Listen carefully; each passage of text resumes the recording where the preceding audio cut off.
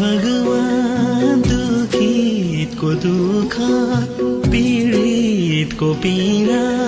लिएर आयो प्रभु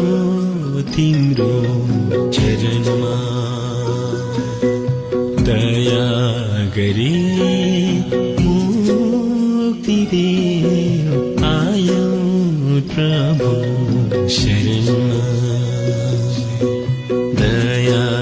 गरी मुक्ति दियो आयो तिम्रै शरणमा हे भगवान दुखितको दुःख पीडितको पीडा